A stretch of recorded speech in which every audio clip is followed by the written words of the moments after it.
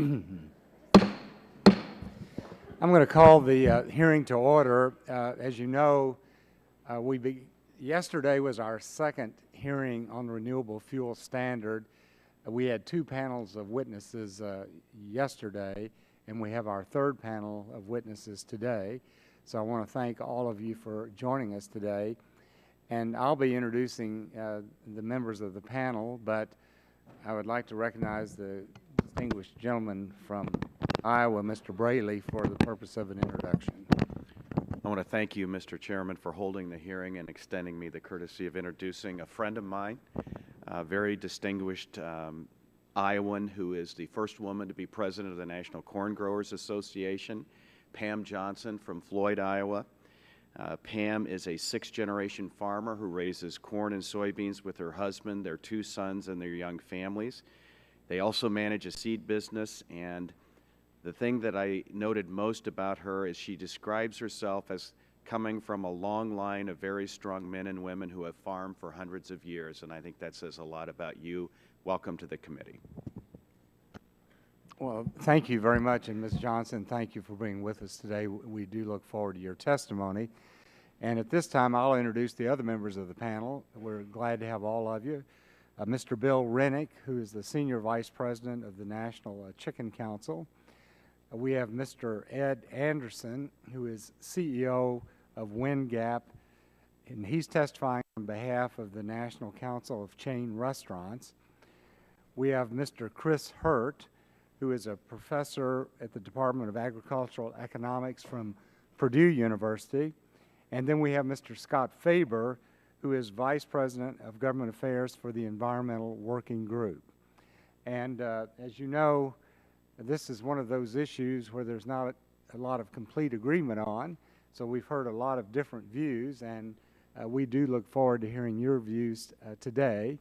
Each one of you will be given 5 minutes for an opening statement, and you'll notice there's a couple of little boxes on the table, and actually when the light turns red, that means stop. But if you're in the middle of a sentence, feel free to go ahead and complete it. So at this time, Ms. Johnson, we'll start with you, and you're recognized for 5 minutes for your opening statement.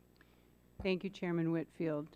And members of the subcommittee, thank you for the opportunity to testify about the impacts of the renewable fuel standard on the agriculture sector. My name is Pam Johnson. I am a sixth-generation farmer from Floyd, Iowa, where I raised corn and soybeans with my husband and two sons, and we raised hogs for 38 years. I currently serve as the president of the National Corn Growers Association, and here today I'm the voice of the family farmer and give the perspective of the rural community to this panel. NCGA was founded in 1957 and represents over 39,000 dues-paying corn farmers, and corn is possibly the most versatile crop in the world, and demand is at an all-time high. The RFS is a critical piece of our nation's energy policy. It has created jobs, lessened our dependence on foreign oil, and improved the environmental footprint of our nation's transportation fuels. In 2012, the RFS supported more than 300,000 jobs, displaced 465 million barrels of imported oil, and lowered gas prices by at least 89 cents per gallon. It spurs the development of advanced and cellulosic biofuels. In short, it is doing exactly what it was designed to do. When the RFS was initially conceived, corn producers were facing significantly depressed prices, averaging $2 per bushel. Between 1990 and 2006, producing corn was a losing business. As a result, grain farmers became reliant on government payments as a source of income and as a means of survival. This dynamic changed in part to the emergence of the ethanol industry and the certainty provided by the RFS. Now all commodity prices across the board have risen, and without the RFS, it is likely that the entire farm economy would be in a deep recession. There is opportunity once again in rural America. Our two sons and a growing number of young farmers have returned to the farm after college. Corn production has allowed our livestock industry, ethanol industry, and our communities to grow. Due to the tax revenues and job security that the RFS enables, my small community has a new fire station, a remodeled hospital, and my grandson's kindergarten class is large enough to need another teacher. Much of the criticism that the RFS faces regarding food prices, food availability, and its environmental footprint are exaggerated at best and blatantly false at worst. Because the farm value of commodities represents such a small share of retail food prices, the impact of the RFS on food prices is indiscernible. Higher energy prices as a result of increased petroleum costs play a much larger role. The World Bank found nearly 2/3 of the increases in food price since 2004 are the result of the increased price of crude oil. According to USDA, the farm share of the food dollar is 15.5 cents for 2011. This is below the average of 16.1 cents for the prior 18 years. The farmer is getting a smaller percent of the food dollar. Therefore, it is unlikely that commodity prices or the RFS are large contributors to food price inflation. Corn farmers have responded to demand by producing more corn on roughly the same amount of land. In the last 30 years, corn production has improved all measures of resource efficiency: land use, soil erosion, irrigation, energy use, and greenhouse gas emissions. I am proud to say that corn farmers work hard to be good stewards of the land and the environment. Our farmers continue to produce enough to meet increased demand for corn as food, feed, fuel, and fiber. We know the importance of seeking and embracing practices that will sustain the soil to produce crops in the future. Farmers have increased yields, produced more food, and avoided clearing additional acres of land. This has curbed greenhouse gases equal to 1/3 of the total emissions since the Industrial Revolution. No other industry can claim to have done more. Not only has the RFS enabled our nation to be more energy secure, some consumers have been given better and lower options at the pump. Last Friday, I filled my car at a station in Iowa with E85 that was $1.34 cheaper than E10, as pictured on the screens. The RFS is enabling families to choose a gas that is cleaner for future generations at a fraction of the price. NCGA appreciates the subcommittee's work to understand our perspective. We strongly believe that the RFS is doing exactly what it was intended to do. It is successfully driving adoption of renewable fuel alternatives to petroleum, supporting jobs across the country, and ensuring we remain a global leader in developing new energy sources here at home. I look forward to hearing the testimony from the other witnesses and answering your questions. Thank you. Ms. Johnson, thank you very much. And Mr. Rennick, you're recognized for 5 minutes. Good afternoon, Chairman Whitfield, members of the subcommittee. Thank you for this opportunity to participate in this critically important and most timely hearing on the Renewable Fuel Standard. I am Bill Ronick, and I'm speaking on behalf of the National Chicken Council. The National Chicken Council represents companies that produce, process, and market over 95% of the chicken in the United States. About 40 vertically integrated chicken companies that are federally inspected comprise the U.S. industry. Since 2007, all of these companies at times have struggled financially. Some have struggled longer and more severely than others. Chicken companies have been economically squeezed for much of the past 6 years. Rising feed costs for much of the past 6 years have outpaced the ability of these companies to pass on the higher cost of feed. At least a dozen chicken companies have succumbed to the severe cost-price squeeze by ceasing operations or having to sell their assets at basically fire sale values, in some cases to foreign owners. The business disruptions directly affects over 25,000 family farms and more than 300,000 employees that are directly working for the chicken companies. Since the RFS was implemented in October 2006, the feed costs for chicken, turkeys, and eggs have gone up over $50 billion. And that's not the total farm or feed cost, that is the additional feed costs that we've had to incur, and it's been an understatement to say that we've had a difficult time passing on that $50 billion cost. More troubling than the higher cost, actually, is the volatility and trying to outguess the market. If you buy corn at $8 and it goes to $6 and your competitor buys at $6, you're at a tremendous disadvantage in trying to compete in the marketplace. The RFS statute in the Energy Independence Security Act of 2007 is not just broad and complex, as the chairman has indicated in his comments about the hearing, is also a statute that has outlived its usefulness if, in fact, the conventional fuels component of the RFS ever did have any usefulness. The actual experience of implementing the RFS has, unfortunately, been very much as those of us in animal agriculture expected. Our negative expectations have, for the most part, been exceeded and exacerbated by the impact of the shortfalls of the corn crop for the past 3 years. The RFS clearly lacks flexibility when the corn crop falls short. The unintended consequences of forcing a move too far and too fast with corn-based ethanol have become overly clear and overly painful. It has also become overly clear and apparent that there is no workable or reasonable provision in the RFS to provide flexibility when the corn crop is severely inadequate to meet all the needs. I also would like to point out that the renewable part of the renewable fuel standard term is a misnomer. That is, renewable implies there's an abundance of some natural resource that provides an unending supply of some product. Having to apply over 200 pounds of commercial nitrogen fertilizer to achieve a corn yield of 160 bushels an acre does not qualify in our estimation as being a renewable resource.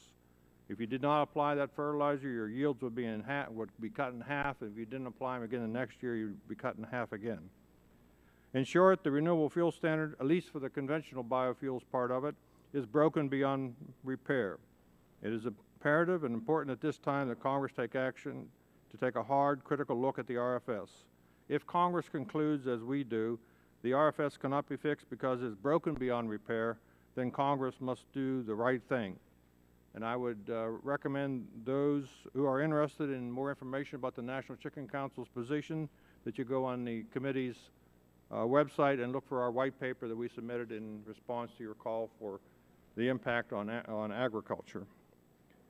The National Chicken Council looks forward to working with the subcommittee and others in Congress to fix, if possible, this very broken legislation. Thank you, Chairman Whitfield and members of the committee for this opportunity, and we look forward to your questions. Thank you very much, and Mr. Anderson, appreciate you and your family being here, and you're recognized for 5 minutes. Good afternoon, Chairman. And be sure to turn your microphone on. Good afternoon, Chairman Whitfield, Ranking Member Rush, and members of the committee. My name is Ed Anderson. My wife Judy and I, with our son Eddie, own a small Wendy's franchise with 4 restaurants in Virginia. We have 138 employees. I was also elected to the board of Wendy's Quality Supply Chain Co-op, QSCC, a not-for-profit purchasing co-op owned by Wendy's restaurant operators like me. QSCC purchases the food for Wendy's and is staffed by experts who understand and help us interpret commodity markets. The National Council of Chain Restaurants asked me to be here to represent our industry. I've never done anything like this in my life, but I do have a responsibility to my employees, fellow franchisees, customers, the food service industry, and my family to make sure Congress knows a well-intended idea has turned out to be a very serious problem, and it's getting worse. Judy and I are the face of American small businessmen and women. We've worked hard to build our business. But when Congress passed the Renewable Fuel Standard, it created a new burden for businesses like ours. Now restaurant owners and employees like us are being hit at a time when our economy can't afford it. I doubt many restaurant operators or our customers know that an EPA mandate on corn ethanol is at the root of food cost increases. Based on several analysis, we're asking Congress to repeal the RFS because it's estimated to be costing us up to $30,000 more per restaurant than we would normally pay. For our family business, that's up to $120,000 a year in additional costs. That might not be a lot of money in Washington, D.C., but for me and many others in the restaurant business, that's a lot of money. If Congress repealed the RFS, it would level the playing field and over time return normalcy to the food supply chain so everyone competes fairly and food becomes more affordable. Last year, RFS proponents blamed the drought for high corn prices.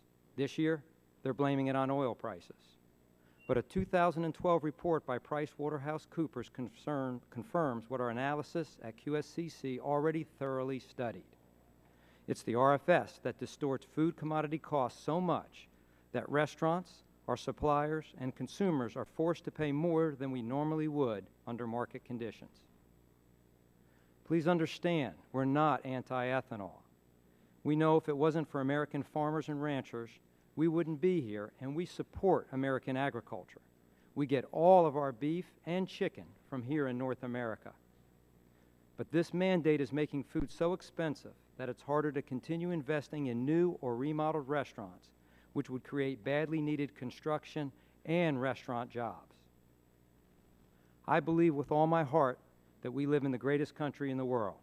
This country was built on the hard work and the ingenuity of those who are willing to risk it all to build something. Removing the mandate for ethanol allows it to stand on its own.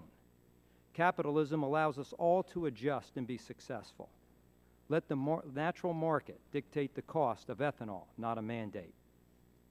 We can't pass these costs on to our customers. They are already struggling in this economy, and their own food costs at grocery stores have also gone up because of the RFS. We're appealing to Congress to thoroughly study the issue like we have. Please listen to all sides and consider all implications. Then you will understand why repeal is the best solution. Recently, an educational campaign was launched called Feed Food Fairness, Take RFS Off the Menu. It's led by the National Council of Chain Restaurants and supported by a coalition of small business owners, operators, franchisees, and many others in the food supply chain to urge Congress to repeal the RFS. We believe the RFS must be repealed because we are concerned that if, for example, just the corn ethanol mandate is eliminated from the RFS, it would simply be replaced with some other food crop and we would be right back where we are today. What sounded like a good idea has had serious consequences and artificially driven up the price for food both at home and in our restaurants. Judy and I are the kind of people that make up much of the chain restaurant industry. We're here as small business owners, as employers, and as a family to bring attention to this issue and ask Congress to take action for all of us. Thank you. Thank you, Mr. Anderson, and Professor Hurt, you're recognized for 5 minutes. Thank you for the opportunity to provide some comments on the impacts of the RFS to date and to discuss the future direction of the RFS and its implementation. Out in the Midwest, we view what happens to the RFS as one of the most important drivers of the entire farm economy. The RFS really does matter to U.S. agriculture. I'm here today as an agricultural economist from Purdue University. That's the land-grant college of Indiana. And I'm here to represent U.S. agriculture broadly and not to have any advocacy position on the RFS. Some call the current high farm commodity price period the biofuels era. I think it's a little bit of a mistake to believe that the RFS was the sole factor that caused the amount of changes in prices we've had. And those have had major impacts, as you've already heard, on different sectors. We really have had two major things that changed that drove the demand so much higher for agricultural grains. One of those was clearly the biofuels. There we saw the massive increase in acreage, a lot of new demand for acreage for corn. That increased about 16 million acres in the United States. That was a very large surge in demand, but there was a second very rapid surge since 2005, and that's been the growth of incomes in China and resulted in purchases of soybeans here in the United States. The additional purchases required about 13 million additional acres. All these factors have been built into higher grain prices. If we just look at the acreage impacts, 16 million acres on corn driven by RFS and 13 million on soybeans, it's about 55% of the acreage, higher acreage was driven directed by the RFS. So in summary, I think the RFS did have the increase for corn ethanol was very rapid, maybe a little more rapid than U.S. farmers could supply, and clearly we've had supply problems, as was mentioned already. But the soybean purchases from China are also part of this explosive price period. It certainly, RFS has, as you've already heard, provided positive benefits for some sectors, the grain producers and farmland owners especially, and it's been negative for people who are end users, and obviously the animal producers we've heard from, food consumers we've heard from, and those that are involved like restaurant industry. In the farm sector, U.S. farm incomes shot from $79 billion in 2005 to a record $128 billion estimated by USDA this year. Even more startling is farm land values have risen about 150% during this time period since 2005, and that is really a very large number, approaching $1 trillion of extra real estate value in farmland, $866 billion higher land value, real estate value for farms in 2013 versus 2005. The downside, of course, was felt by those users of grains. Prices of feed shot higher for the animal industry, as you've heard, and the animal industry cannot immediately pass that on.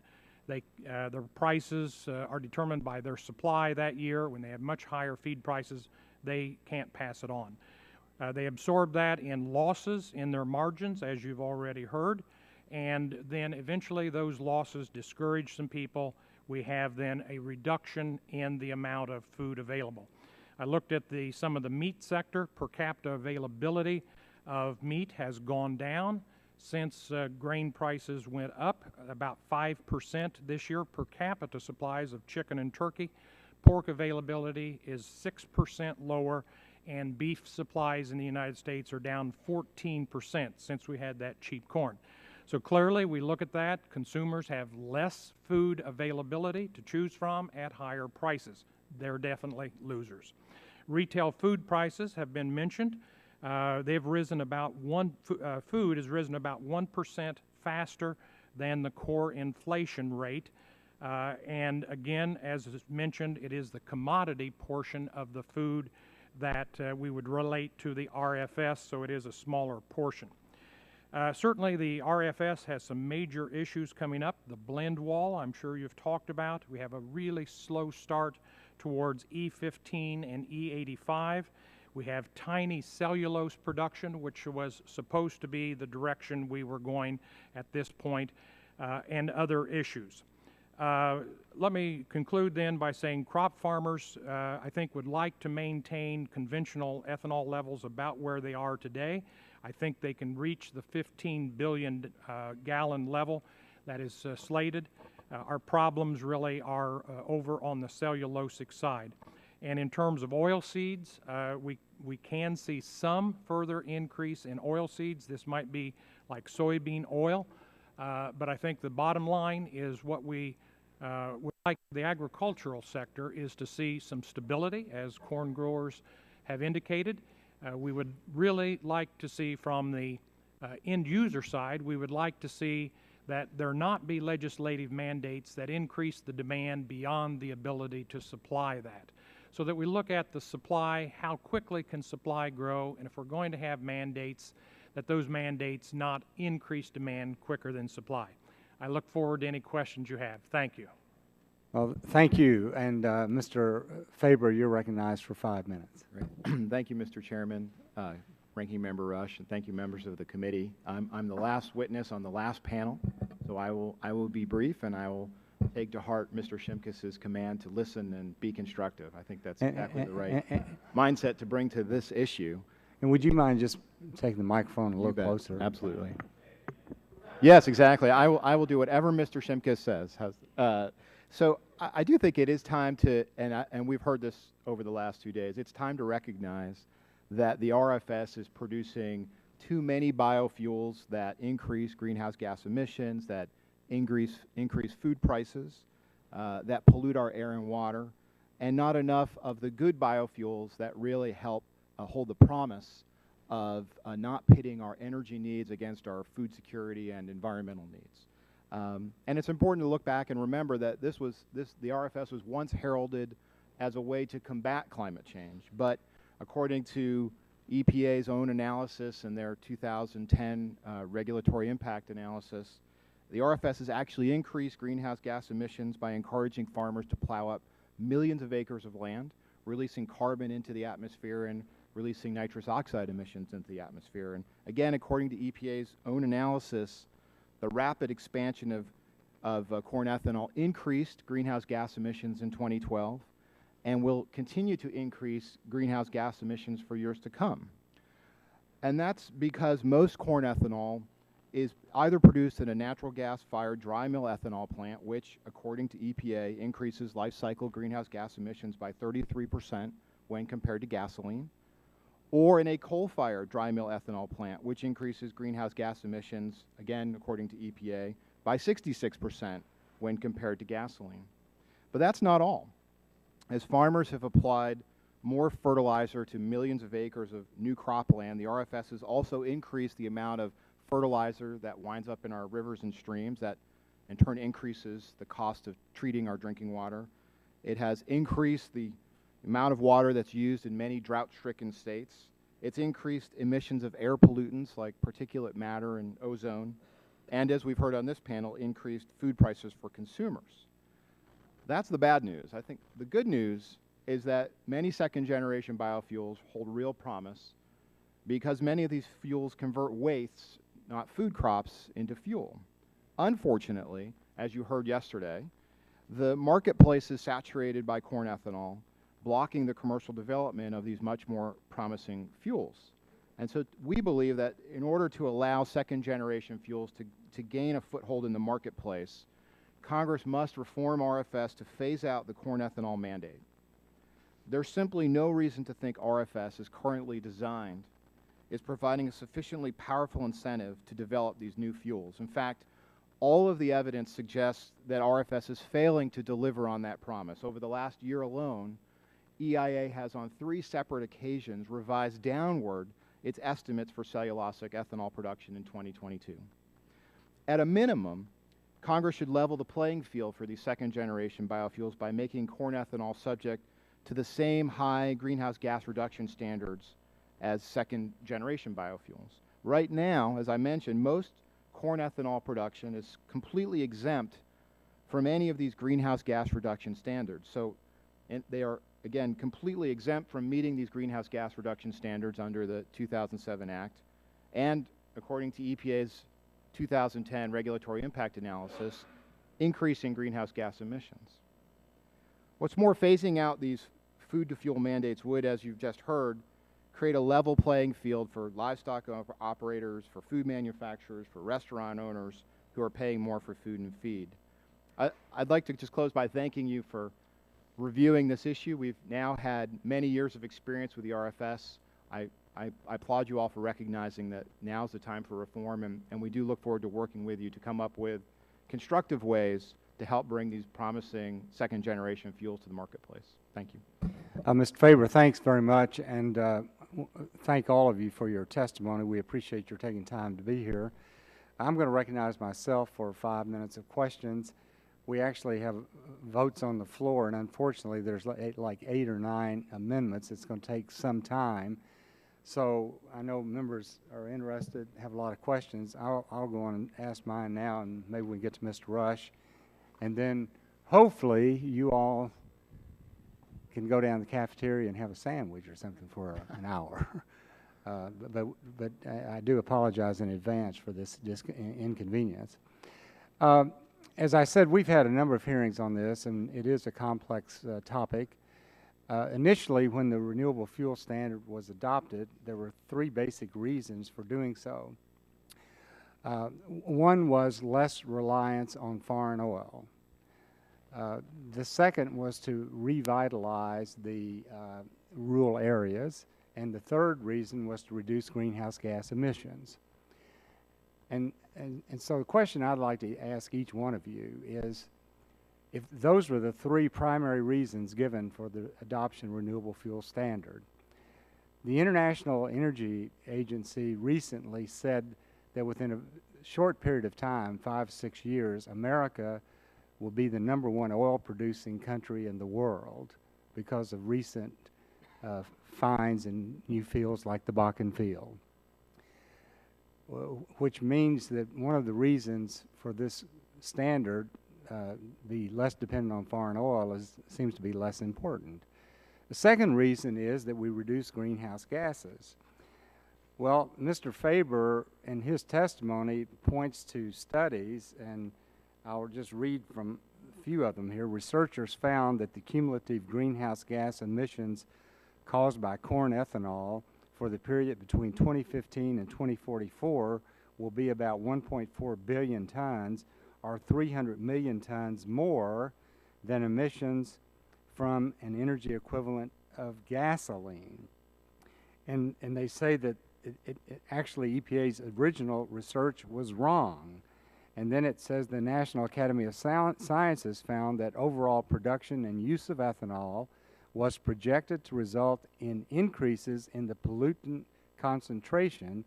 Those projected air quality effects from ethanol fuel would be more damaging to human health than those from gasoline use. And I could go on from there. Now, I'm from a rural area, and I can tell you what, every time I go home, our corn growers, our soybean growers, they're thrilled because great yields, good prices, and the economy's going strong. But if the validity of doing a program like this, as complex as it is, only one reason given initially still appears to be out there, I would ask each one of you if you could just give me your view on, since we're only fulfilling now, it looks like maybe one of the original intents of the standard, why should we continue it? And Ms. Johnson, if you wouldn't mind responding, I'd appreciate it. Thank you for that question. Several things. We have data to prove that corn production alone has reduced greenhouse gas emissions by 36%. And we are doing that with new technologies and farming smarter and putting nutrients into the crop precisely using GPS and computers, so that those techniques are helping on that end. And in the end, on the corn to ethanol, the EPA asked that corn ethanol reduce greenhouse gas emissions by 20% by 2022, and the corn ethanol business has already met So, that. Ms. Johnson, sorry for interrupting. I have a minute and 24 seconds left, but basically what you're saying is that your studies indicate that there has been a reduction. Correct. And what about the oil independence issue as we produce more and more oil? What would you say to that? The amount of gallons of ethanol added to the fuel supply has reduced it. Yes, we're using less gas here. Yes, we have more gas here, but it's harder to get that kind of gas out of the ground, and the carbon footprint of that will be bigger also. So I think we have to look at going forward in the future.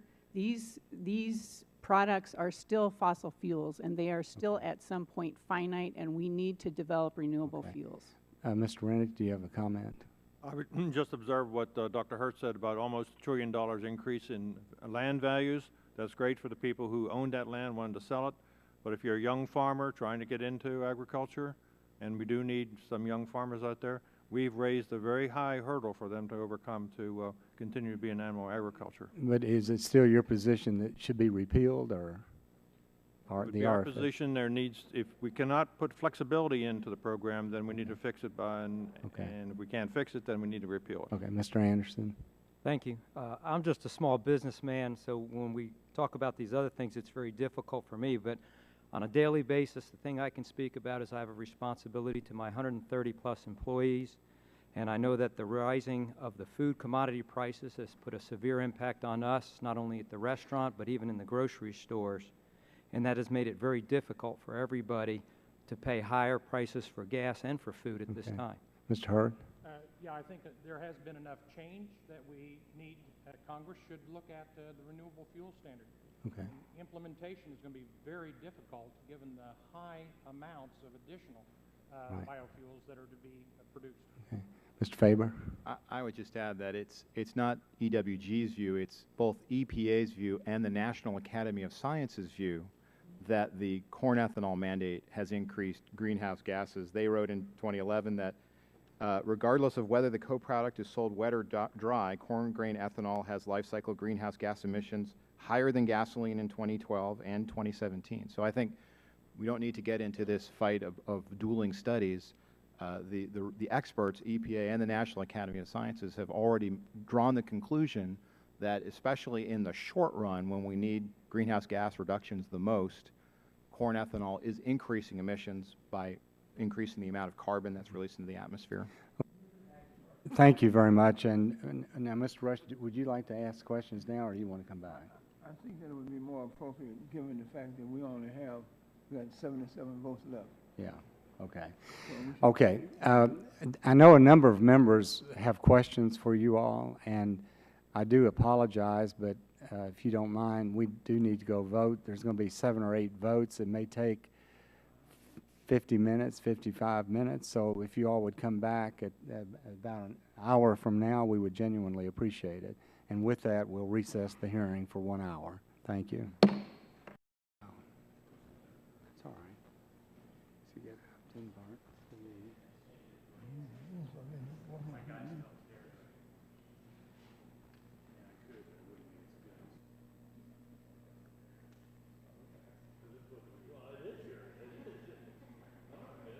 Yeah, please put John on right away. Right away, yes. All right, okay. He's on. I can't do anything without my staff. Come on, man. So you heard it publicly. I said it. All right. Humility is a great thing for us. Yeah, I know.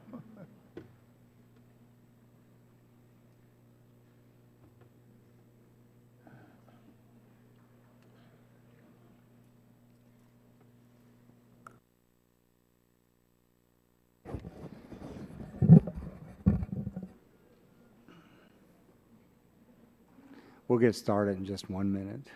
Sorry.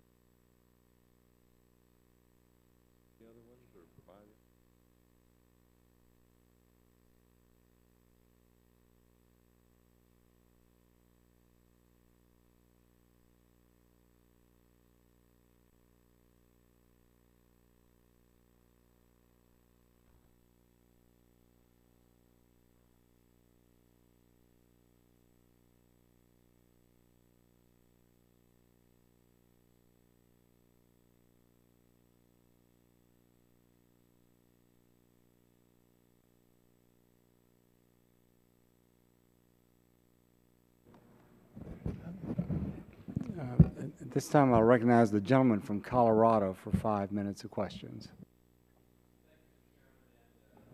Appreciate the witnesses' time and their time for being here. Yesterday, the witnesses were able to provide entertainment, insight, arguments, and a lot of good information on the impact of renewable fuel standard on fuel production, sales, and usage. Today, I thank you for the opportunity to talk about the impact that it has on agriculture, on food prices around the country. And I mentioned yesterday about my district's strong agricultural sector, not only some of the nation's leading corn producers on the county basis in the country, as well as farmers and ranchers throughout that make Colorado in the 4th Congressional District, the 11th largest ag districts out of the 435 districts here in Congress. And to William Ronig, is that Mr. Ronig? Yes. With the National Chicken Council, I asked a similar question yesterday to Bob Dineen, president of the RFA. Could you talk about the co-product from ethanol production, distillers' grains, how they impact livestock operators that you represent? Yes, thank you. Great question. You're referring to DDGs. Yep. It's a great product if you're a ruminant, if you're Chickens? beef cattle, dairy cattle, Yep. but if you're a single stomach animal like poultry and Yep. hogs, doesn't work so well, and even works less today than it did a few years ago. Now the technology is such that they're able to take the oil out of the DDGs. So before there was some energy from the oil, but now that energy is gone, and so for poultry, very difficult to really get much benefit from DDGs. And so we use a very limited amount, in most cases less than 5%. Having said that, it's good that our competitors in large animals can use it, take some of the pressure off the corn market. Yeah, and in your conversations with livestock operators, they believe DDGs have actually helped with their profitability. Is that correct? Yes, I'd agree. And Ms. Johnson, to you, I got my start in Congress actually as an intern working in the corn growers office, right now represent the 24th highest producing corn district in Congress. In your testimony, you talk about how the RFS has benefited rural communities. Can you elaborate on what has happened to farm income in the United States since we adopted the RFS in 2005? Sure. As I say in my written testimony, before the days of the RFS, farmers were facing prices of $2 corn and below. And so actually, as corn growers, we got together with other entrepreneurs and decided what we had to do to develop markets. And ethanol looked like it was promising growth because we were fulfilling our needs for the domestic livestock industry and our exports, and so we needed a new market. So it's been very important to us to help work with that and develop it. And talk a little bit again about what has happened with government payments to farmers in that same time period. Sure. Well, at that time, you know, unfortunately, we had to get half of our income from the government just to be able to survive. And some of us that are old enough like me have been through the 80s, and we've seen what that can do to farms and farm families. So now we're able to get our income from the marketplace. And in your testimony, you talk about RFS impact on food prices. Mr. Hurt has made some comments about that as well. Would you further elaborate on that a little bit? Sure. Well, as the Secretary of Agriculture, Tom Vilsack, has said it, at this time, you know, the American consumer can leave the grocery store with more money in their pocket, even with food prices today the way they are, and have more disposable income to spend on other things. And corn gets 3 cents out of the food dollar that the consumer has to spend. And can you talk about that a little bit? And I think in your testimony you talk about how it was 16 cents of every dollar spent, the farm share being 15 cents now lower. Can you talk a little bit about that impact? Sure. So for the food dollar, 84.5 cents goes into marketing or the petroleum cost to get that food product to market. And of that dollar, then the 15.5 cents, as you say, goes to the farm, and of that, only 3 cents can be attributed to what the corn price is in that product, whether it's hamburger or chicken or beef or pork. And you know, there are various volumetric requirements within the renewable fuel standard, and the corn growers, your organization is supportive of new biofuels and cellulosic ethanol coming to the market? We do. As was said earlier, that we are blocking cellulosic and new biofuels coming. That couldn't be further from the truth. We welcome them, and we think that corn ethanol is the basis and the foundation of that happening. And with the RFS, that provides the incentive that there's certainty, just like when corn ethanol started out, that those industries can build on that and have innovation and technology coming to improve and start the next generation. Thank you, and Mr. Chairman, yield back. Gentleman yields back. This time I recognize the gentleman from Illinois, Mr. Rush, for 5 minutes. Thank you, Mr. Chairman.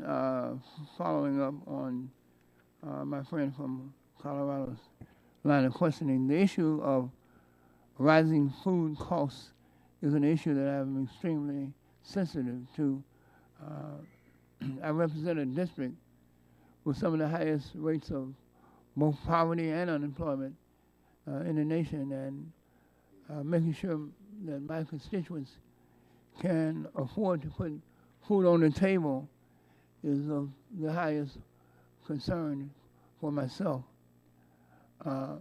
In various meetings regarding the RFS, my office has received some conflicting information on the impact that this policy has had on food prices. Some have insisted that the RFS has helped to raise food prices due to the use of corn ethanol, while others have stated that rising energy costs have played a much larger role in raising food prices.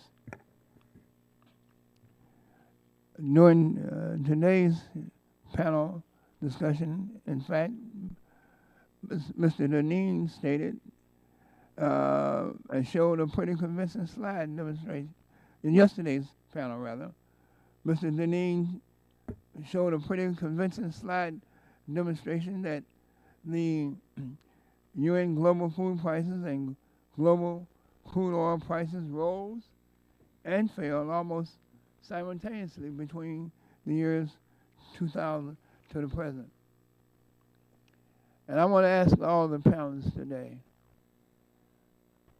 as I understand it, as many witnesses confirmed yesterday, the RFS has actually helped to reduce fuel costs, at least in the transportation sector.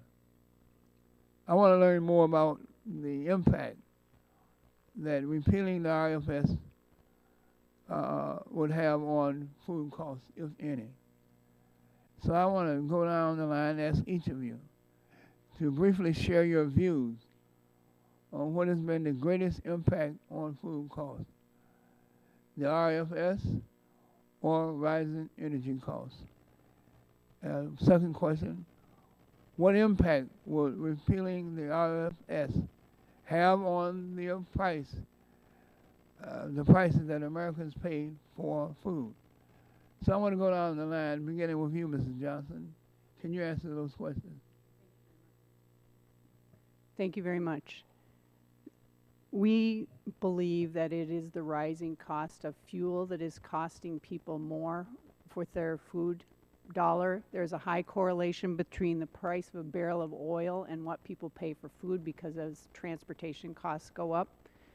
And we believe that the impact of removing that would be deleterious to your constituents also, because the average family saves $1,200 a year out of their family budget by reduced fuel prices because of having ethanol at the pump, $1.09 per gallon on the average to save.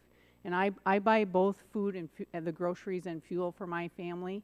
And as corn prices have gone down this year 30%, I have yet to see food prices come down 30%. So we'll see if they do, and then we'll decide if there's a correlation between the two. Mr. Renning? Yes, thank you for the question. With all due respect to Ms. Johnson, I would like to suggest the following example. She's making so much per acre on growing corn, but let's say Green Giant came to her and said, okay, I'd like you to grow green beans for us. I suggested Ms. Johnson would say, I'm making this much on corn. If you want me to grow green beans, I need to make at least that much on green beans. So when the corn says we only increase food a little bit because we're only so much of the market, it's not just one boat in the harbor, it's raising all the boats in the harbor. So you have to look at all the food costs. Corn competes with all the other crops. If you're a farmer, you're going to produce what's most profitable. And if somebody else wants you to produce something other than corn, it's got to be at least as profitable or more so.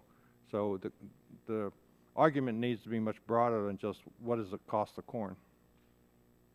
Mr. Anderson, do you have anything that you want to add to this? Yes, sir, Congressman. There are a couple things. One, when we talk about the increase in food, I can tell you that the Bureau of Labor Statistics states that from 2005 to 2012, that food has outpaced core inflation during that time, 25% to 16%.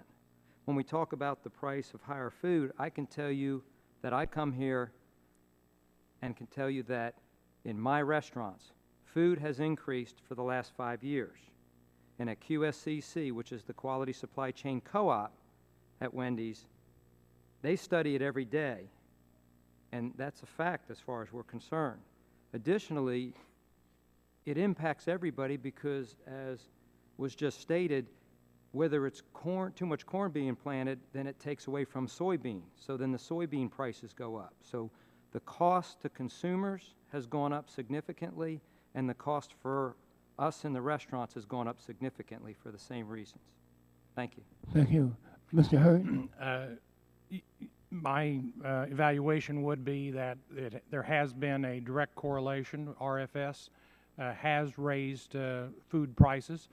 There's always a question of what's the magnitude, but I think the direction is on the upside. We have seen food inflation be about 1% higher than the core inflation per year on average. Our evaluation is that about half of 1% a year is related to the commodity food portion of that, kind of the farm value of that. As we work that through, that ends up being about $7 billion a year on our food system. We have a very large food system, and that there are some additional higher costs. Energy is also very important in that, and splitting those out, exactly which one is bigger contributor, I'm not well qualified, but I think they both have been positive. We'll also mention that food inflation, I would expect to now drop below the core inflation. We have a good crop in the United States finally here in 2013. We're going to see moderation in some of these basic food prices like our corn, soybeans, wheat. That's going to help to begin the process of moderating food price inflation even more. Thank you, Mr. Favorite. Thank you, Mr. Chairman. I would just add that there are many factors that are contributing to food inflation. When USDA's chief economist Joe Glauber was here a month ago, he attributed about 30% of the increased price of corn to the RFS. But there are many factors that are contributing to higher corn prices and ultimately higher food prices, including energy prices, strong global demand for our commodities. The RFS is one of the factors that Congress can control.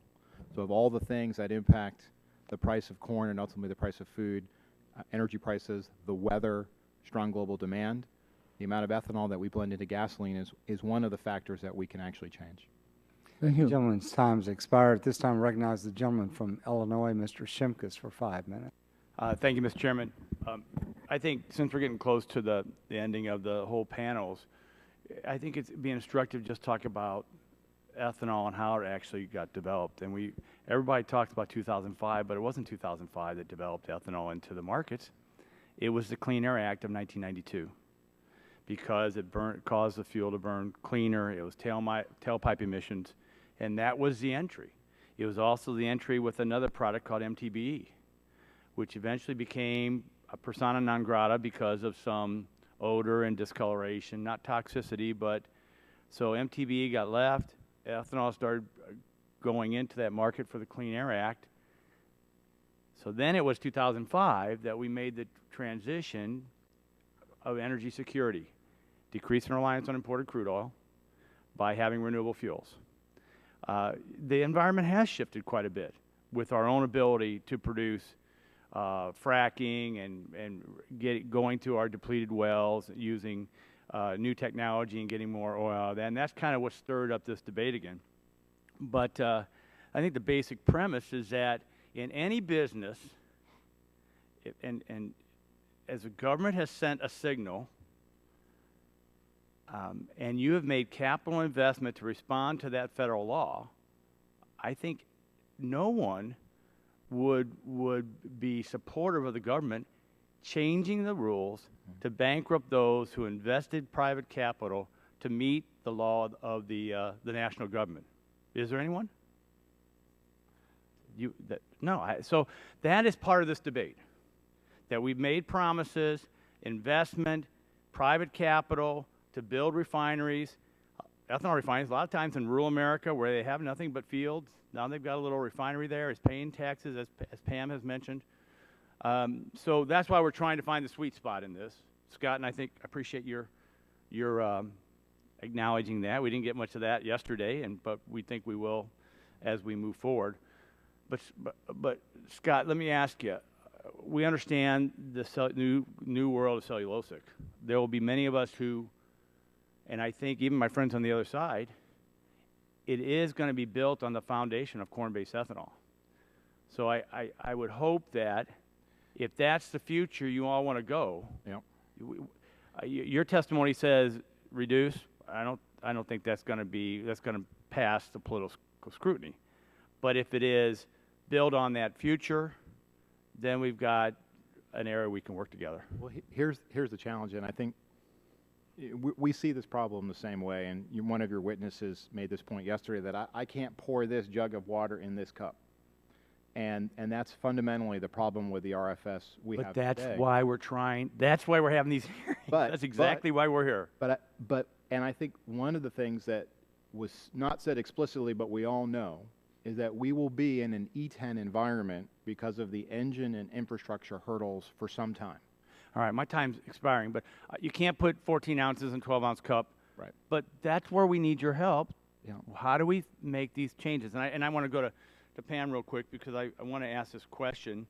Can't you, representing national corn growers, a lot of my friends, can you envision a modified RFS that avoids the near-fall pitfalls that would be acceptable to the American corn farmers? Yes, I can. Okay. And I think some of the problems that we are encountering now could have been avoided because when the law was written in 2005, we knew that one of the goals was to increase the level of blending renewable fuels. So part of that problem is a willingness to make sure that those renewable fuels are available. So it comes as no surprise to me in 2013 that now it does not come as a surprise to me that we need to blend those fuels. Right. And let me go to Mr. Ronick real quick because I want to get, because I'm from livestock sector, not chicken. We have the other white meat, which we're very proud of. And of course, DDGs are a big part of what they've done to offset their costs. Can you and the Chicken Council see a way in which, kind of the same question, a modified RFS that avoids some of these near-term pitfalls? We need, excuse me, we need flexibility. It's clear that the current RFS doesn't have flexibility, and so we're open to reasonable alternatives that would provide for those situations where there's not enough corn and we can all share in that situation. And let me just finish on this, and just because my time is very close. 2 articles when I was flying out talked about the high price of gas. Gas is going up again for a lot of reasons. In both these articles, there was not a single mention of ethanol or RINs. When you take the this policy paper from the World Bank, May 2013, I've read it here numerous times, it says this. It concludes that the most of the price increases, this is about food increases, prices of food increases from the World Bank. It concludes that the most of the price increases are accounted for by crude oil prices, more than 50%, followed by stock-to-use ratios and exchange rate movements, which are estimated about 15%. Crude oil prices mattered most during the most recent boom period because they experienced the largest increase. So we can have this food fuel fight all the time. It's transportation costs, it's crude oil, it's the barrel, and it's the truth. So, Mr. Chairman, thank you, and I give back my time. Gentleman yields back. This time I recognize the gentleman from Virginia, Mr. Griffith, for 5 minutes. Thank you, Mr. Chairman. I appreciate it. And start with Mr. Faber. In your testimony, you state that the EPA's own analysis has since shown that the life cycle greenhouse gas emissions of corn ethanol were higher than gasoline last year, 2012, and will be higher in 2017. So the RFS was intended to introduce cleaner, more efficient fuels, and the largest existing component by far, corn ethanol, is less efficient and dirtier than gasoline. Question mark, is that true? That's correct. That's according not only to EPA's analysis, but the National Research Council's 2011 report, as well as other studies that have looked at that have compared the greenhouse gas emissions associated with corn ethanol to the energy equivalent amount of gasoline. And that deals with the production costs and so forth, correct? It's not just the burning of the... In part because of the carbon debt created by corn ethanol. When we encouraged farmers to plow up millions of acres of land to produce more corn, we released an extraordinary amount of carbon into the atmosphere. We applied a lot more fertilizer that went into the atmosphere in the form of nitrous oxide, which is 300 times more potent greenhouse gas than carbon dioxide. And in combination, that has increased in the short run the life cycle greenhouse gas emissions associated with corn ethanol. All right. And so should corn ethanol continue to be a part of the RFS from an environmental perspective? I understand there's always a balance. If our goal is to reduce greenhouse gas emissions, and I think this goes back to Mr. Shimkus' point, we have to find room in the E10 pool for these promising cellulosic biofuels. If I produced a cellulosic ethanol today that got a 50 or 60% reduction in greenhouse gas emissions, there'd simply be no place in the pool because the pool is only 13.4 billion gallons and the corn ethanol industry has the capacity to produce 14.7 billion gallons. So I think we just need to create a foothold in the existing E10 pool for these new biofuels that really promise to deliver on greenhouse gas reductions. All right, thank you. Mr. Ronick, Last year, we had a drought across a big chunk of the country, a bad weather scenario. I was one of those who asked the EPA to grant a waiver from the RFS. What, in your opinion, would it take for the EPA to recognize severe economic harm and waive the mandate? What kind of conditions do you think they'd have to have? Well, I can't speak for EPA what it would take for them to do that, but it's difficult to imagine a scenario short of whatever definition of a crisis is. But they've demonstrated that the current regulations it's basically impossible to rise to that level. Because from your opinion, last year probably would have met the test. Is that correct? I think it came very close. It didn't go over that hurdle, and EPA felt that wasn't enough, so I'm not sure what the situation is. I was pleased to hear Dr. Hurt, I won't say guarantee, but basically say the corn is in the crib or in the bin, but those of us in the chicken industry have learned not to count the chickens until they're hatched. So. And so I'm hoping the corn is in the crib this fall, and we can all perhaps breathe a little easier. But to go back to your question, I'm not sure. I can't speak for EPA, but it's difficult to imagine under current rules what it would take for them to recognize that. All right. And Mr. Anderson, your restaurant group's been vocal about repealing the RFS. You were asked, what factors are out there. You listed that one. Of course, transportation is a big one too. But would I be wrong in saying that another cost driver, not only at your restaurants, but in the grocery field, is the refrigeration of the food, and that's usually electric, and the jump in electric prices has also been one of the concerns or cost drivers for you all? It would be difficult for me to speak on that as far as specifics. Sure. What I can tell you is that, again, the cost of corn has impacted the proteins which we use. You have cattle, you have dairy cattle, you've got chickens, you've got the hogs. All of them use corn. We use buns. All of these things have the food in it, and it has impacted us dramatically in the cost of the products. And somebody mentioned earlier, and it may have been you, I apologize that I don't remember, that, if you raise the cost of corn, the soybean goes up. It might have been you, Mr. Runick, but if you're producing more corn, then the price of soybeans go up. That would be true for the wheat, too, when you reference the buns. That's what you're talking about? Exactly, because what would happen is as corn goes up, more people want to plant corn. Well, if you plant more corn and there's only so many acres that can be planted, then there's less soybean and there's less wheat.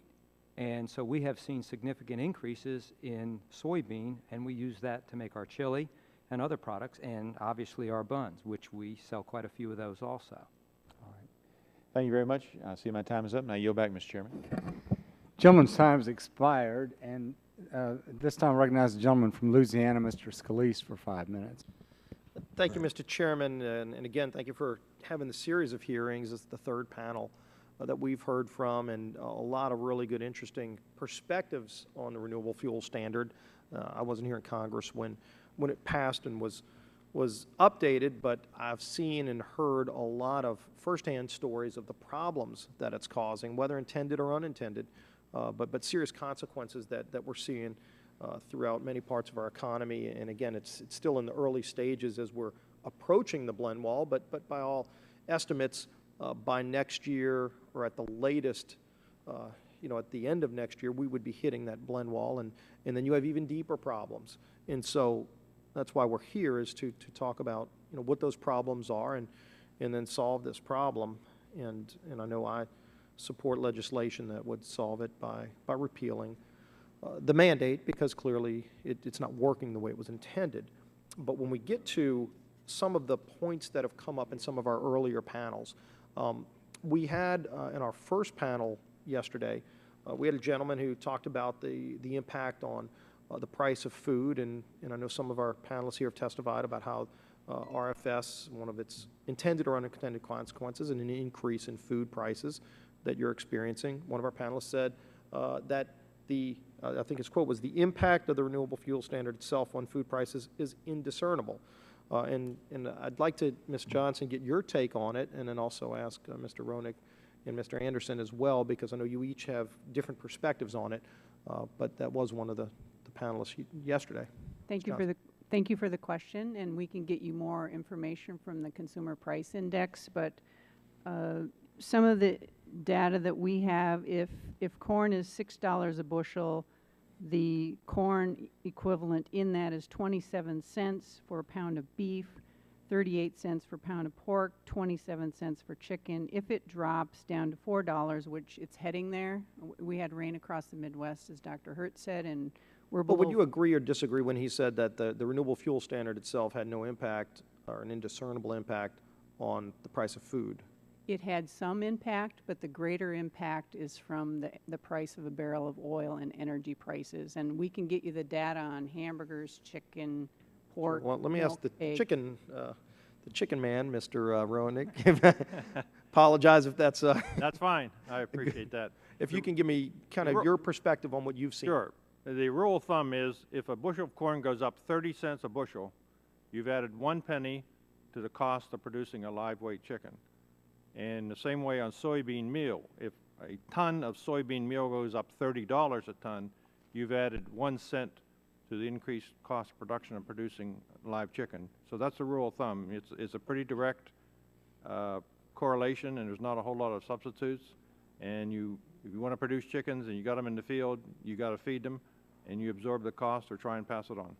Let me ask you, Mr. Anderson, because in your testimony, I think it's the closest thing I've seen to an exact number, to a rough estimate of a dollar figure that's been attached to the increase in the cost of food to consumers by the renewable fuel standard. Taking out fuel, and there are all other factors going in, but the renewable fuel standard is one of those factors. I don't see a lot of people disputing that it is, and so if it is, then there is got to be an amount attached to it. What you're saying is the amount that you're seeing at your stores is $30,000 more expense of food due to the renewable fuel standard. Is that right? That is correct. And just to tag on right there, it takes 8 pounds of corn to make 1 pound of beef. So you can imagine as the price goes up, what that does to the cost of beef. Additionally, it wasn't just us that came up with the $30,000. We would be happy to provide the 2012 report by PricewaterhouseCoopers that confirmed what our analysis at QSCC was already thoroughly studying, and that is the fact that the RFS does distort food commodity prices so much that whether you're a restaurateur, a supplier, or a consumer, that you are forced to pay more for the price of food. Thank you. And, and I mean, this is passed on to consumers. I would imagine, it's not just like, okay, it's another 30 per store, 30,000 per store, and that's just money that comes out of the sky. I mean, that's money that somebody that goes and goes to a restaurant, they're going to have to be paying more money, in essence, $30,000 per store more. That's going to cost consumers, every store. And these are real prices that are affecting people. One last thing I want to mention is, we had somebody testify yesterday about the impact from Briggs & Stratton, the impact on motors. Again, one of the many other detriments that are coming if you get to E15. There are many tests that have been run by not third parties, but the actual companies that make some of these motors and engines that have seen and experienced tremendous damage to engines. And I don't know if anybody wants to comment on it, dispute it. I've heard nobody dispute that, but that's a serious consequence that's been out there, real testing that's been done, that is a detriment that many consumers are facing and, frankly, are very concerned about when they see this coming down the road. Congressman, may I respond to the price increase piece? The fact is that we can't pass these additional costs onto our consumers right now. And there's 2 reasons for that. One, they're already strapped by paying a higher price for food and for gas. Yeah, because they're paying it too at the grocery. Yeah, exactly. Secondly, we're in an extremely competitive market, and people will vote with their feet on price increases. So this is something that has been very difficult for us, and we've just had to absorb this increase, a significant portion of it. Congressman, we've carefully looked at these engine effects issues, and clearly most of the engines for boats, lawnmowers, augers, chainsaws, small engines simply aren't equipped to run on higher blends. And the cost of having to convert all of those engines would be enormous. So it seems to me that our focus ought to be how do we bring more advanced biofuels to market that can compete fairly for that pool of E10, that E10 pool, and not try to force every consumer and every car owner in America to switch engines in order to meet the needs of one particular industry. Thank you. Mr. Chairman, thank you. I yield back the balance of my time. Gentleman's time has expired. At this time, Mr. Braley and Mr. Matheson are on the Energy and Commerce Committee. They do not happen to be on this subcommittee, but both of them have been so focused on renewable fuel standard that they come to these hearings and we give them an opportunity to ask questions. So I'd recognize Mr. Braley for 5 minutes. Thank you, Mr. Chairman. Is anyone on the panel a history buff by chance? All right, Mr. Faber, Mr. Anderson, have you heard of something called the Whiskey Rebellion? I'm going to pit the chairman against Mr. Scalise with this question, so I want you to pay close attention. Isn't it true that we've been refining corn in this country a lot longer than we've been refining petroleum? People have been refining corn to produce ethanol since the Persians. Absolutely. So when we talk about some of these issues, and we're talking about these trade-offs, I think it's important to keep that in perspective. Because when you talk about the trade-off, Mr. Ronjik, between growing green beans in Iowa and corn in Iowa, you're talking about a false choice. Because people grew corn in Iowa for over 150 years before ethanol plants started appearing on the prairies. You knew that. And they grow corn in Iowa because the climate and the soil conditions make it very conducive to growing corn, and it's much more conducive than growing green beans. And one of the things that we have to focus on in this hearing is the actual trade-offs that make a difference to the people in this country. One of the things that you talked about in your testimony, Ms. Johnson, is how the national corn growers are not opposed to new generation biofuels that can take us beyond corn-based ethanol. And in fact, one of the things that we've been talking about is the demand that corn ethanol production places on the cost of food for livestock, and yet one of the byproducts of ethanol production is distillers' grains, which are used by many livestock producers as a feed source. So that is one of the benefits that comes from ethanol production. And another thing that can happen is as we move to cellulosic ethanol, when in fact there are 2 ethanol plants in Iowa that are cellulosic based, then you use corn stover and the byproducts of the corn stalk to generate biofuels as well, correct?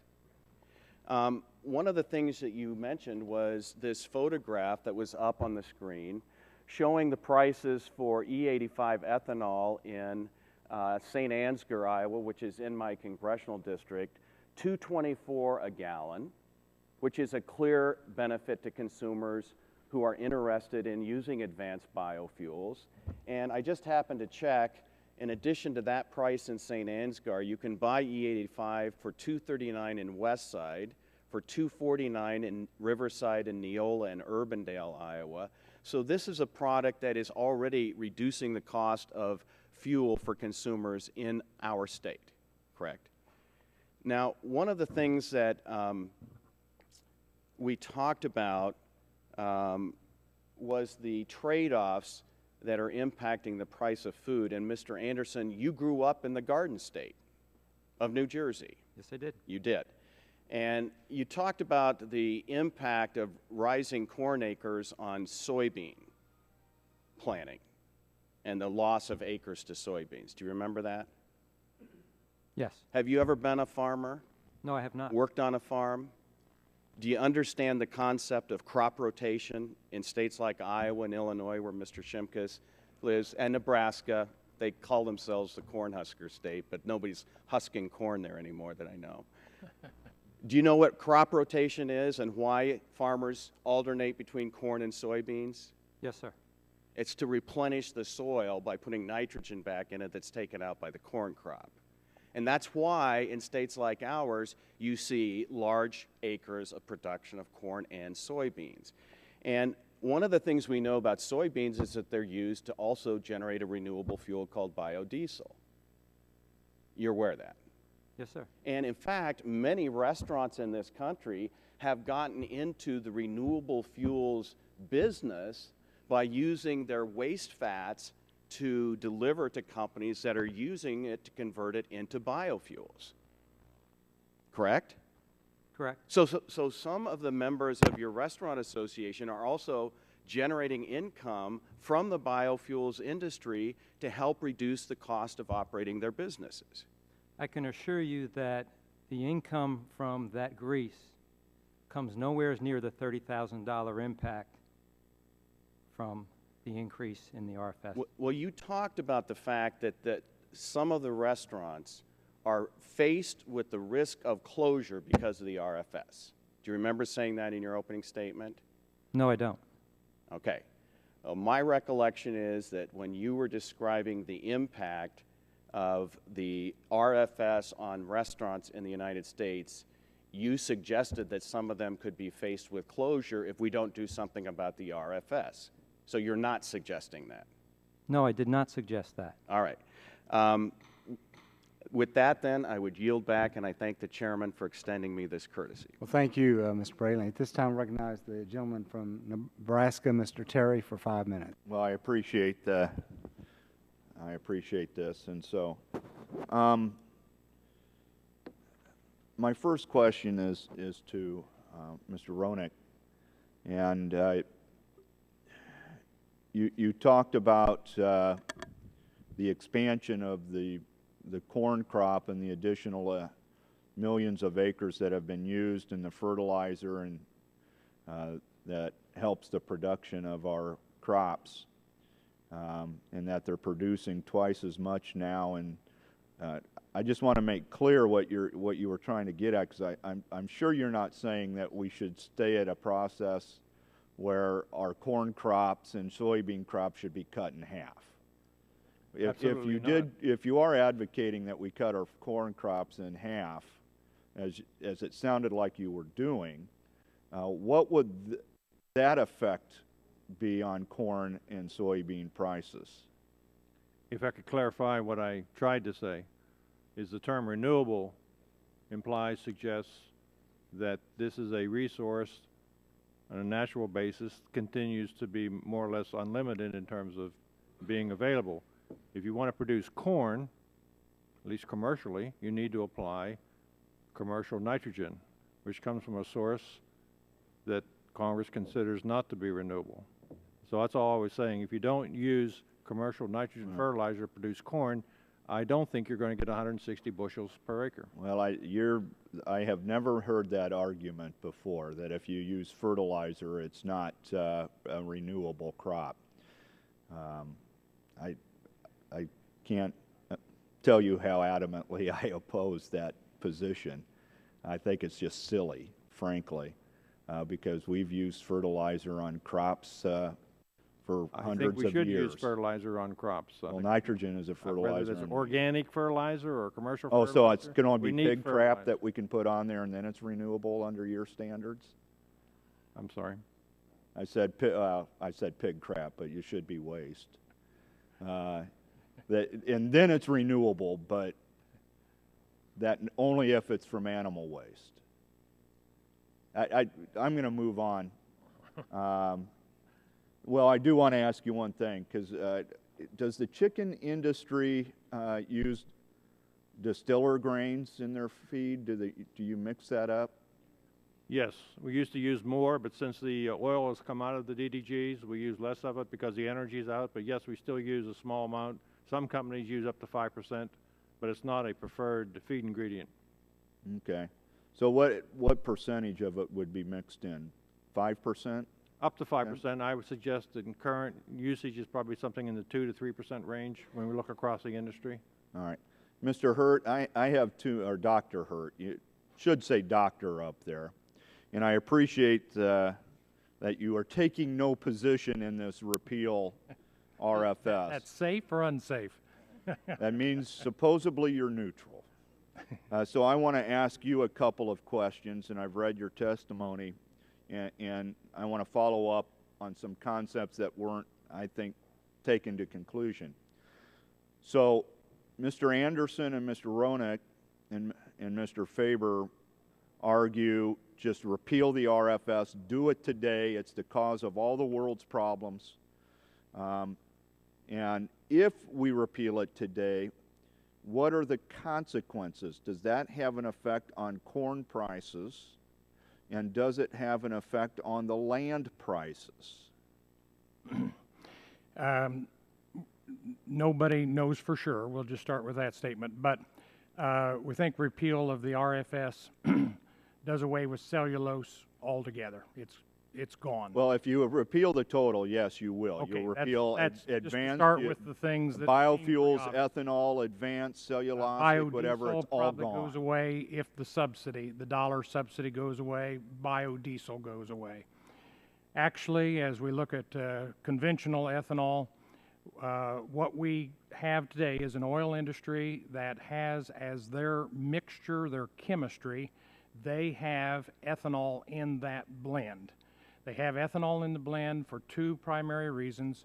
One is oxygenate, that's the replacement of MTBE. The second is as an octane booster.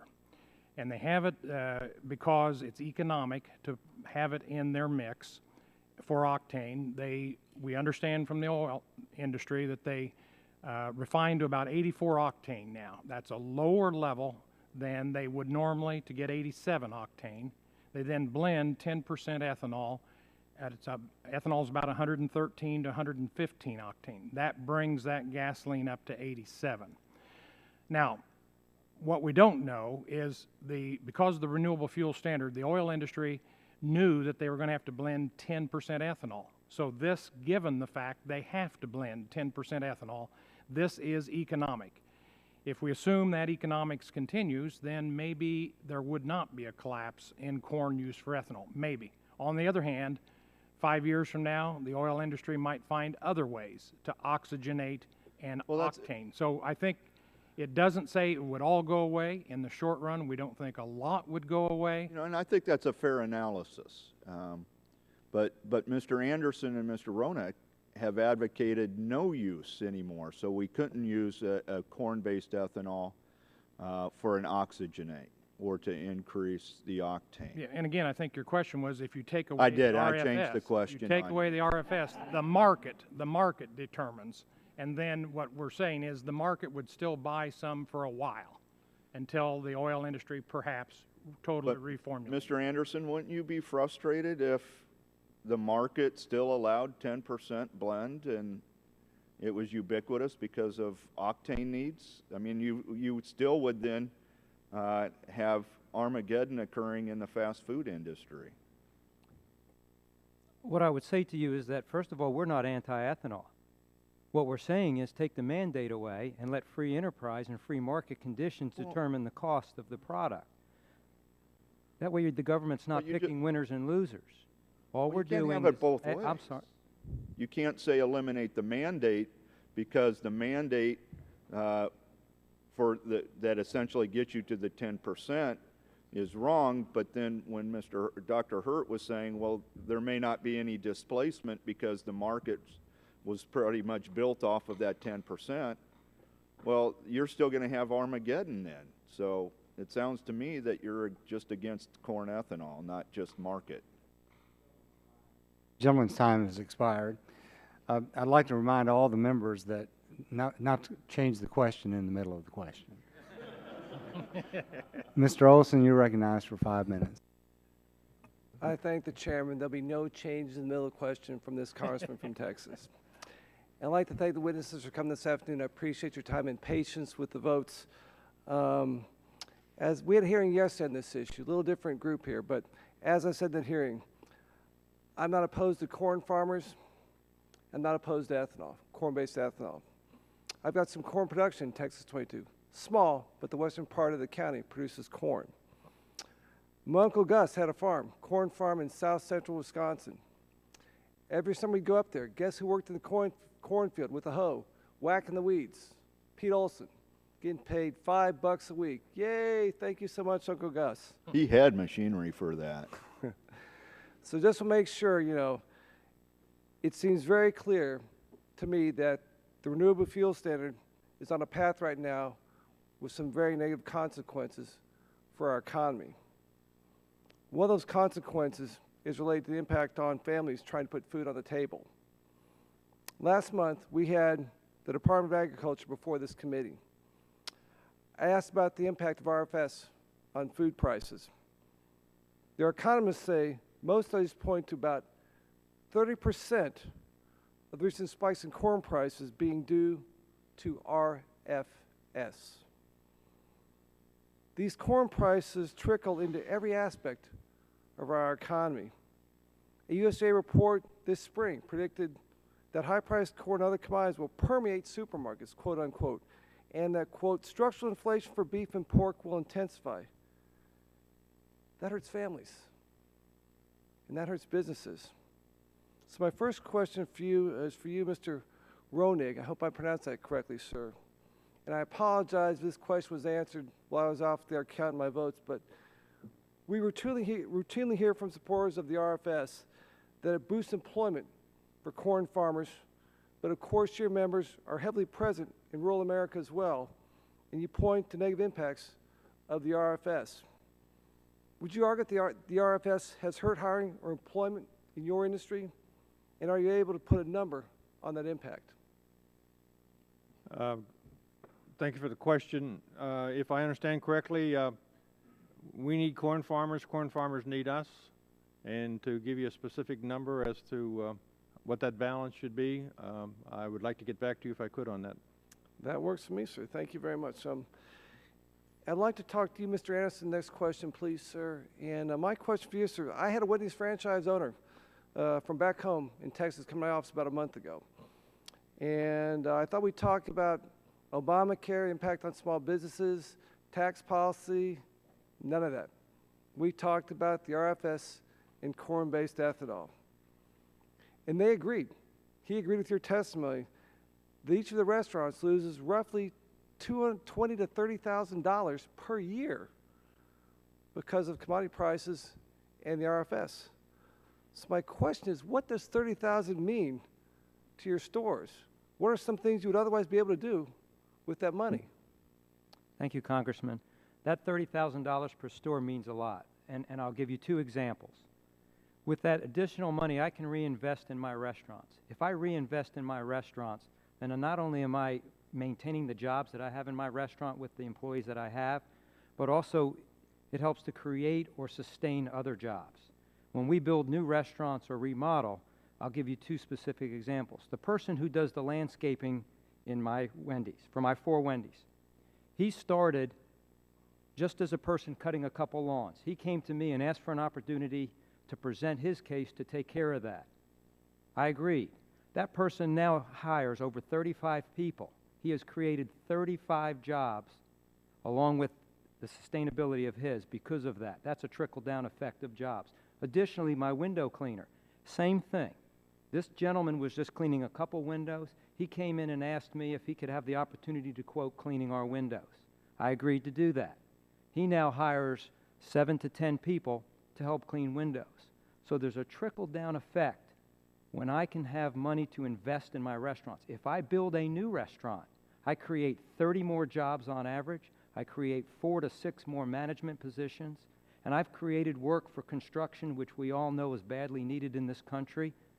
While they build the restaurant, the equipment to supply that restaurant, and then there's the food that has got to be there to supply it. And again, it's more job security for those that are cutting my landscaping and cleaning my windows.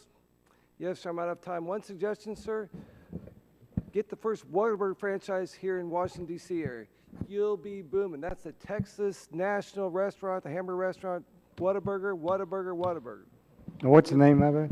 What a burger. Oh, Whataburger. Thank you.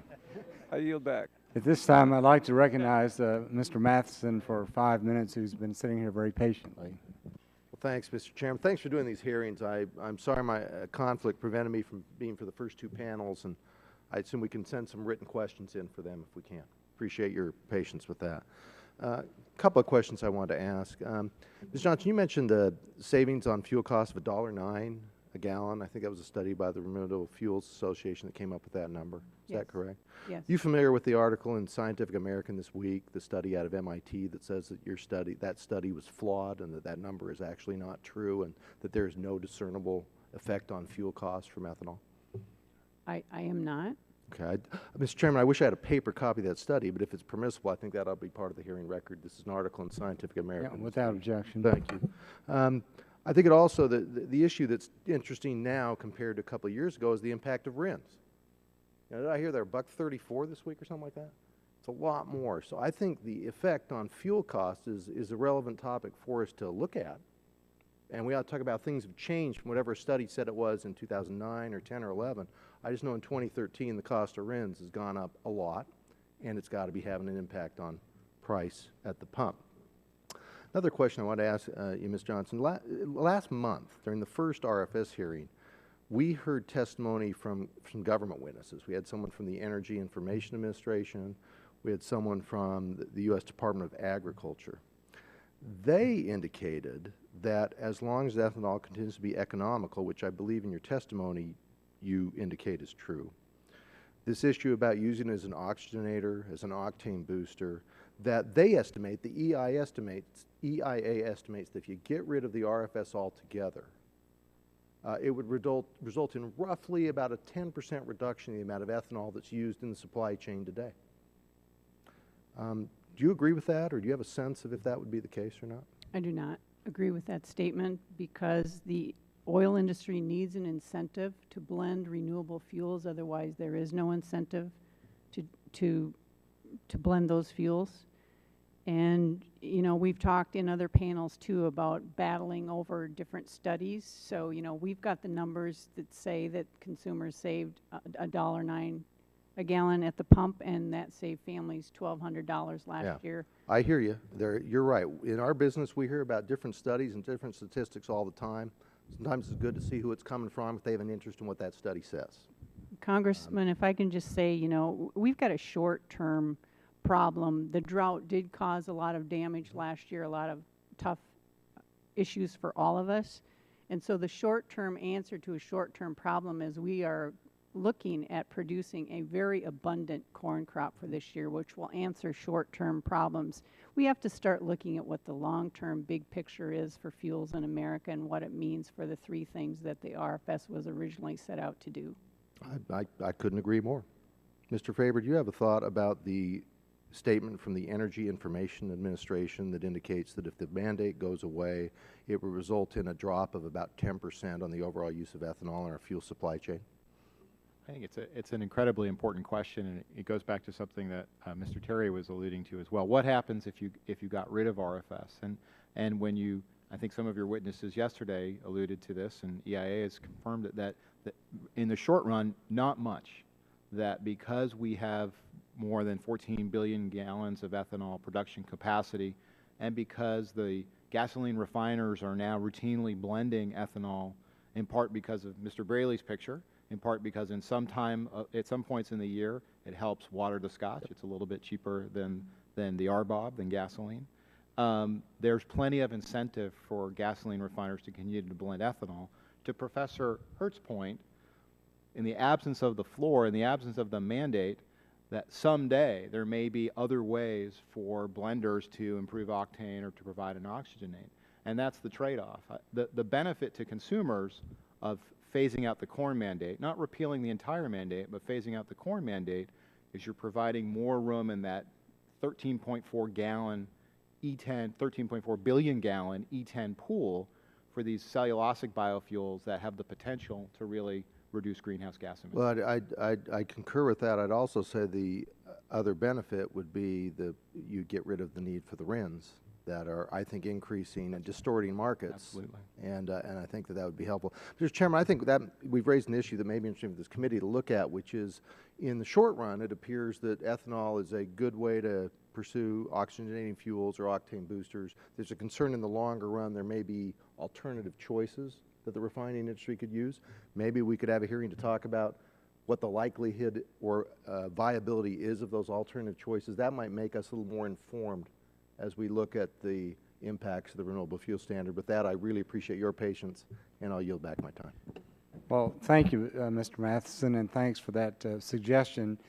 The RINs were certainly discussed a lot yesterday, and the RIN prices yesterday, and I want to thank all of you for taking time from your busy schedules to come and join us and to give us your views As we all know, it is a rather complex issue, and we've had a lot of hearings. We've read a lot of responses to the white paper invitations, and it's an important issue, so we're going to proceed cautiously. I think most people agree that there are some inequities that need to be addressed, and I don't know precisely where we're going to end up, but that's what the political process is all about. And so with that, I would thank you all again. I would ask unanimous consent to enter into the record letters from various groups, including the American Motorcyclists Association, the Oregon Dairy Association, the Oregon Cattlemen's Association, the Oregon Petroleum Association, and the American Cleaning Institute. So if you'd enter that into the record. Mr. Chairman? Yes. Would you also allow a unanimous consent request to enter a similar statement from the Iowa Cattlemen's Association? Absolutely. In support of maintaining Absolutely. the RFS? Absolutely. Without objection, so entered. I'd heard about the Iowa Cattlemen's Association. So that concludes today's hearing. The record will remain open for 10 days, and thank you all once again.